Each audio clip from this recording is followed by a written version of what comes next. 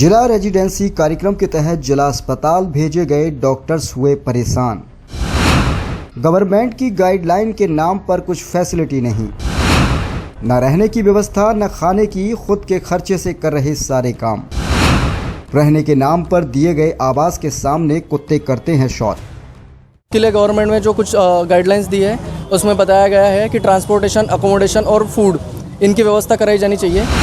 बार बार शिकायत करने के बाद भी हमारे साथ कोई न्याय हुआ नहीं है, ना हमें खाना मिला है, ना अकोमोडेशन हुआ है, ना ट्रांसपोर्ट मिला है।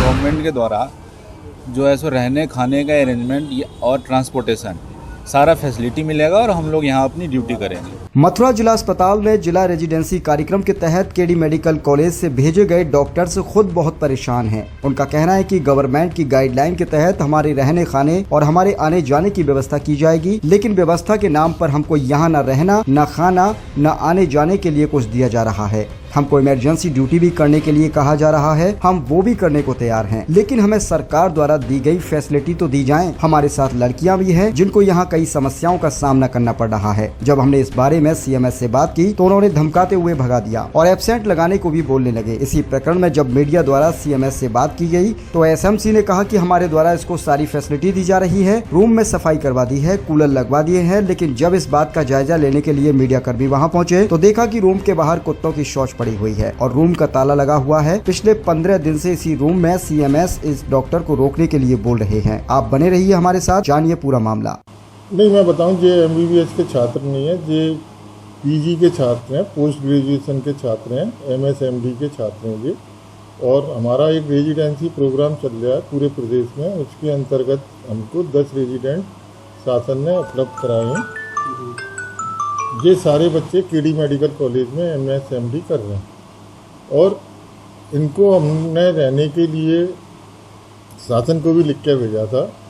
इमरजेंसी ब्लॉक के ऊपर जो हमारा ब्लॉक पूरा खाली पड़ा हुआ है उसमें रहने की पर्याप्त व्यवस्था है और उसमें उनके लिए पूरा मैंने अपने स्तर से खुद जाके पूरी व्यवस्थाएं कर दी हैं, जिसमें इनके लिए किचन है, फ्रिज है, आरओ लगवा दिया और डबल बेड डले हुए हैं और इनकी स्टडी के लिए टेबल कुर्सी है। और मैंने जहाँ तक कह दिया था अपने अधीनस्थों को, यदि आवश्यकता हुई तो कूलर पंखे लगे हुए हैं, यदि ये चाहेंगे तो हम एसी की व्यवस्था कर देंगे और किचन हमारे यहाँ है तो इनको खाने की व्यवस्था भी कर देंगे। इनका कहना है कि इसमें बहुत सारी गंदगी है। नहीं है, कोई गंदगी। देखो मैं बताऊँ, जब कोई नहीं रहता तो उसमें गंदगी रहती है।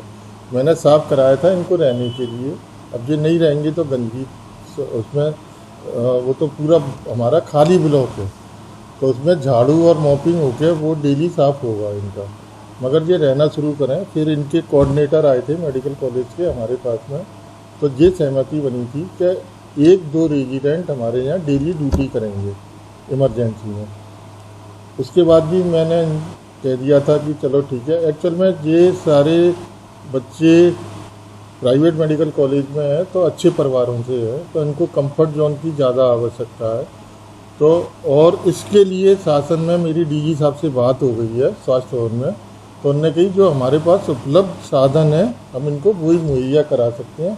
कोई एडिशनल, अब जैसे एडिशनल में इनकी मांग क्या है कि हमको डेली केडी मेडिकल कॉलेज से लेकर आएगी आपकी गाड़ी और आपको छोड़ने जाएगी, तो ऐसा कोई पीओएल का प्रावधान नहीं है इनके लिए। और हम एडमेंट हैं कि ये यहीं रहें। उससे क्या होगा, एक्चुअल में जो सरकार का मतलब वो जो प्रायोज्य है वो जभी से सफल हो पाएगा। जैसे इस समय प्रदेश में, देश में चिकित्सकों की जो कमी को देखते हुए जो व्यवस्था लागू की गई, जब तक ये 24 घंटे उपलब्ध नहीं होंगे तो वो उसका अर्थ थोड़ा सा। उनका कहना है वो ड्यूटी करने को 24 घंटे तैयार हैं, इमरजेंसी करने को भी तैयार हैं, लेकिन सुविधा उनके पास नहीं। जो सुविधा हम दे रहे हैं वो आपको हमने पहले ही बता दी है ना। एक स्टूडेंट को अपनी लाइफ में लग्जरी लाइफ की ज़रूरत नहीं रहती, जो तपस्या की लाइफ होती है ना। और इनको जो रहने के लिए हिसाब से आप सुविधाएं उपलब्ध करा पा रहे हैं। हाँ, गाइडलाइन के साथ। अब आप मेरे को बताओ, एक सामान्य व्यक्ति को रहने के लिए क्या सुविधाओं की ज़रूरत होती है? क्या नाम है आपका? जी, मेरा नाम डॉक्टर हुमैरा खान है। मैं यहाँ पे 15 दिनों से यहाँ पे एज अ डर्मेटोलॉजिस्ट पोस्टेड हूँ। मेरी इतनी सुननी जानी चाहिए कि एटलीस्ट ट्रांसपोर्टेशन की सुविधा मुझे उपलब्ध करा देनी चाहिए। हम 3 लड़कियाँ हैं, हमारे लिए आना जाना बहुत डिफ़िकल्ट है और आप सोच नहीं सकते कैसे कैसे आ जा रहे हैं। इतनी दूर है हमारा कॉलेज यहाँ से और हमें सुविधा उपलब्ध नहीं कराई जा रही है। तो एटलीस्ट गर्ल्स की सिक्योरिटी और ट्रांसपोर्टेशन की सुविधा उपलब्ध करानी चाहिए। डॉक्टर हर्षवर्धन है। जी, डॉक्टर साहब बताएं क्या मामला है? 3 महीने के लिए गवर्नमेंट ने डिस्ट्रिक्ट हॉस्पिटल में पोस्टिंग लगाई गई है, तो उसमें लोगों की सेवा हो इसके लिए हम यहाँ आए हैं और कॉमन पब्लिक को फ़ायदा हो। तो उसके लिए गवर्नमेंट में जो कुछ गाइडलाइंस दी है उसमें बताया गया है कि ट्रांसपोर्टेशन, अकोमोडेशन और फूड इनकी व्यवस्था कराई जानी चाहिए। बार बार शिकायत करने के बाद भी हमारे साथ कोई न्याय हुआ नहीं है, ना हमें खाना मिला है, ना अकोमोडेशन हुआ है, ना ट्रांसपोर्ट मिला है। इसके लिए हमारा खुद का खर्चा जा रहा है। हमारा स्टाइपेंड कुछ ज़्यादा लाखों में नहीं है, लेकिन सिर्फ 32,000 हमारी सैलरी है। 32,000 में हमें घर वालों को भी पैसे देने पड़ते हैं और खुद का भी खर्चा निकालना पड़ता है। बताओ, रोज़ के एक खुद की गाड़ी लेके आने का और 500 रुपये 1000 रुपये का तेल डलवाने, हम इतना पैसा कहाँ से लाएँ? और हमारे साथ न्याय हो, हमें हमारी सारी डिमांड्स पूरी करो, हम सारा काम करने के लिए रेडी हैं। आप जिस वक्त आपने यहाँ ज्वाइनिंग करी थी उस टाइम सीएम साहब ने क्या उस टाइम पे हमें आश्वासन मिला था कि सारी चीज़ें 2-3 दिनों में की जाएगी व्यवस्था, लेकिन अब जब हम वहाँ पे जा रहे हैं तो हमें ये बोल दिया जा रहा है कि एब्सेंट मार्क कर दिया जाएगा, एडवर्स इसके परिणाम आपको भोगने पड़ेंगे। जो गाइडलाइंस गवर्नमेंट द्वारा दी गई हैं, आपकी वही डिमांड है या कुछ और भी है?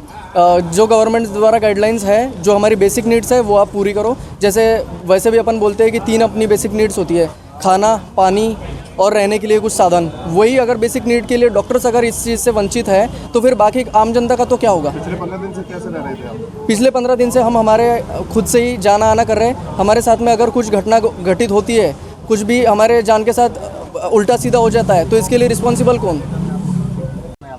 मेरा नाम डॉक्टर अनुराग है। क्या समस्या है आपकी? समस्या ये है कि हम लोगों को एनएमसी के गाइडलाइन के तहत तो हम लोग पीजी रेजिडेंट हैं, तो उसके गाइडलाइन 3 महीने की हमारे डिस्ट्रिक्ट रेजिडेंसी प्रोग्राम में यहाँ पे हमारी पोस्टिंग लगाई गई। ठीक है, तो हम लोग 1 जुलाई से यहाँ ज्वाइनिंग है। हम लोग यहाँ जब ज्वाइन किए गए हैं तो उस 3 महीने में ये कहा गया है कि 3 महीने जब आप यहाँ पोस्टिंग करेंगे तो यहाँ पे गवर्नमेंट के द्वारा जो है सो रहने खाने का अरेंजमेंट और ट्रांसपोर्टेशन सारा फैसिलिटी मिलेगा और हम लोग यहाँ अपनी ड्यूटी करेंगे।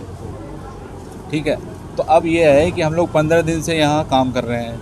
पिछले 15 दिन से जब काम करने के दौरान यहाँ के CMS द्वारा ये बोला गया था कि हम 2, 4, 5 दिन में आपके रहने का अरेंजमेंट कर देंगे। ठीक है, तो आज 15, 16, 17 जुलाई हो गया है, तो उसके बाद इन्होंने अब ये कह रहे हैं कि हमारी जो आपकी ड्यूटी 24 आवर इमरजेंसी लगाएंगे। हम लोग ड्यूटी करने को रेडी हैं, ड्यूटी करने से हम लोग मना नहीं कर रहे हैं। बस हमारी मांग ये है कि या तो आप जब ड्यूटी करवाओगे तो यहाँ पे रहने का अरेंजमेंट तो करोगे। हम लोग यहाँ से KD मेडिकल कॉलेज से हम आते हैं अभी, ठीक है, अपने खर्चे से आ रहे हैं, है ना, तो अपने खर्चे से आ रहे हैं। फिर गवर्नमेंट जो नॉर्म्स जो हम लोग को प्रोवाइड कराई है उसके अकॉर्डिंग ये कहा गया है कि आपको ट्रांसपोर्ट दिया जाएगा। हम लोग अपने पैसे से आ रहे हैं, हम लोग अपने खुद यहाँ खाना खा रहे हैं, कोई फैसिलिटी मिल नहीं रहा और ड्यूटी यहाँ करवाई जा रही है। CMS से शिकायत की तो क्या जवाब? हम लोगों ने 2-3 बार यहाँ इनसे बात करने की ये बोले, शुरुआत में तो बोले थे कि अरेंजमेंट आपको हो जाएगा 2-4 दिनों में। अब ये कह रहे हैं कि नहीं, सो आप खुद आओ, खुद जाओ, जो करना है करो। अब आप क्या चाहते हैं? हम ये चाहते हैं कि हमारी जो डिमांड है वो आप पूरी करो। आपकी डिमांड है हम ड्यूटी करेंगे, हम ड्यूटी करने को रेडी हैं, ड्यूटी करने से हम पीछे नहीं रहे। बाकी हमारे साथ ये 11 डॉक्टर हैं, सब मिला के सब हैं, सबके साथ ये सेम समस्या है।